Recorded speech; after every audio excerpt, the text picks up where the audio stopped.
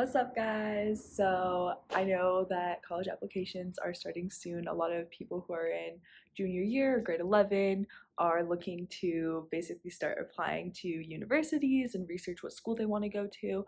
So I thought this was a good time because it's kind of when I start planning my essay back in the day to read my application to the University of Florida, which would include my personal statement and my honors essay to get into UF because I got into the honors program. Yeah, I hope it helps. Also, just to preface, I'm currently in Kenya, so this is kind of a fun video to make because I thought I would come here and start making videos about the internship that I'm doing, but I feel like I'm more motivated to do this right now and then reflect on the internship more towards the end. Anyway, let's get into it. For anybody who doesn't know, the personal statement is what you write. I applied via the common application, which is what most people use. So for the personal statement, it goes to all schools. Every school that I know of, at least, or that I applied to, required a personal statement, and it's the same essay that you provide to all of them. Just because you're going to put a lot of time and work into it, you're going to revise it. Personally, I wrote mine 3 times before I was happy with my final draft. For me, it was a little bit of a vulnerable thing because I was really having to dive deep and discuss moments in my life where I felt inspired or what shaped me, what I had to grow up from based on how I was raised, and just be really vulnerable and passionate in the way I was writing. So there's different prompts that you can use for the personal statement, and for this one, I chose the one that kind of fit best with my story, which was discuss an accomplishment, event, or realization that sparked a period of personal growth and new understanding of yourself or of others. For me, I reflected more on myself. I talked about who in my life kind of impacted that and how it changed my impact that I was having on the people around me. So yeah, I don't know if it's gonna help anybody, but I really do hope it helps, and I'm just gonna get into it and start reading it. The whistle blew, signaling halftime on the soccer pitch. Halftime. For many years, I've been spending half my time with each of my parents since their divorce. They began approaching me on the field, and suddenly I was the rope in a human tug-of-war. An arm was pulled to the left by my mother, while the other was tugged to the right by my father. Instantaneously, my soccer games became the planes of their parenting war. I grew up on a tightrope, with one foot slipping off to my mother's side and the other equalizing my stability, leaning towards my father's. Paralleled by cultural indifference between not being white enough for my mother's family and not being brown enough for my father's. By middle school, I had begun making jokes about my never-ending identity crisis, using the story about how I had a Catholic baptism and a Ismaili Muslim bay'ah ceremony on the same weekend as the punchline. Which side would I choose? Could I have both? My life became a balancing act filled with soccer and volleyball practices, choir rehearsals, trumpet and violin lessons, community service, scouting, and of course my tireless job of being a child mediator between my parents. I matured quickly, acting like a parent and a role model for my younger sister amid our parents' verbal warfare. I kept my head distracted in the fantasy lands of Harry Potter, Percy Jackson, and the dystopian country of Panem in the Hunger Games. Childhood icons like Hermione Granger and Katniss Everdeen helped me shape the person I would become. The only difference between my fictional role models and myself was their singular passion and purpose within the storyline. In middle school, I was never concerned that I didn't have a particular hobby or passion that consumed all of my time and drove me in one specific direction.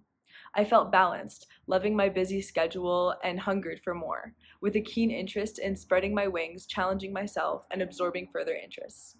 In 8th grade, I discovered Model United Nations. I was overwhelmed by the adrenaline I got from raising my placard and representing China in the midst of a zombie apocalypse.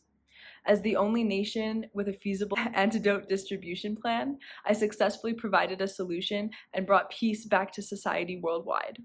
The experience increased my passion for helping others, solidifying my direction throughout secondary school and my move to Tanzania to attend UWC. I was in search of developing my understanding of global politics and diverse cultural backgrounds while using my strengths in communication and cooperation to flourish in a new community. After a decade of being the calm within the storm of my parents and spending my nights in the midst of a chaotic and meaningless argument, I knew I wanted to get out of my toxic home environment and spend my life problem solving and advocating for change within the major conflicts faced globally, ultimately seeking ways to create the peace I never had. I escaped the narrow tightrope track I was on by jumping off and moving continents to discover myself, without the everyday influence of the Berlin Wall standing figuratively between my parents. I was able to get past the hardships of my childhood using the skills I acquired to direct my passions into a worldly education while working towards creating innovative solutions to societal issues. I'm no longer stuck in half-time. Instead, I live in my time, a world in which I've created peace and balance within my life and grown from past experiences. I've been grateful for two loving and supportive parents regardless of their personal issues, and I appreciate the perspectives I continue to gain from our experiences. The growth I've had during my UWC journey has strengthened my identity by broadening my perspectives and learning to appreciate the uniqueness I carry by having two distinct cultures. That's the personal statement. I'm not 100% sure, but I think the word limit is 650.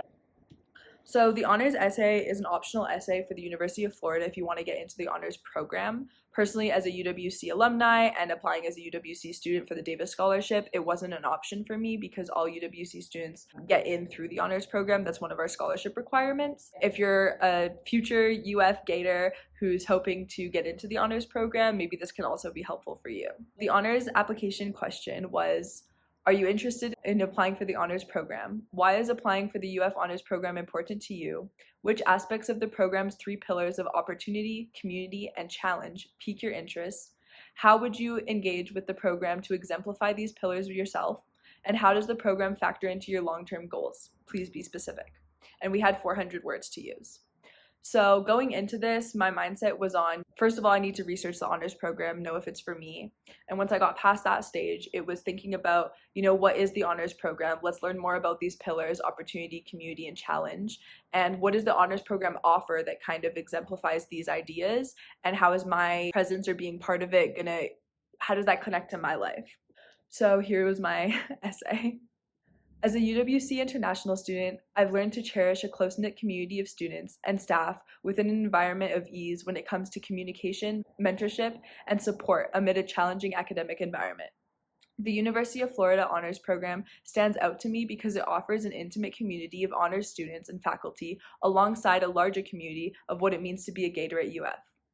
I hope to build my future around a network of creative, innovative, and diverse individuals, establishing lifelong friendships and professional connections across all three levels of community. The Student Honors Organization, SHO, appeals to my interests, aspirations, and expertise as it strives to bring students together and strengthen the community. I've had a multitude of experiences in similar settings while representing youth through my BOMA Council Residential Student Board at UWC, and want to continue my growth in leadership involvement by representing a united student body. I believe that the Honors Chords group would be an outstanding way to continue my musical passions by broadening my thoughts and perspectives with fellow students within the community, while building off of one another for continued personal growth in a vulnerable setting. I use music as a way to connect with my emotions and balance my life through an artistic form of expression. The UF Honors Program offers a wide range of unique courses targeted at a diverse population of students from around the world. This is fabulous! Reading the Spring 23 interdisciplinary courses, Tanzania through the lens of medical anthropology jumped off the website as it directly ties into my interest in social sciences and a connection to socio-political issues. I've encountered hands-on during my time at UWC in Arusha, Tanzania. The Uncommon Classroom short course opportunities seem fantastic to me, as they take learning outside of the typical classroom environment. This is similar to a 5-week French immersion program I fully immersed and thrived in the past summer in Quebec. I love the aspect of the honors program's build your own adventure format, as it gives you the opportunity to further discover myself through a variety of interdisciplinary courses.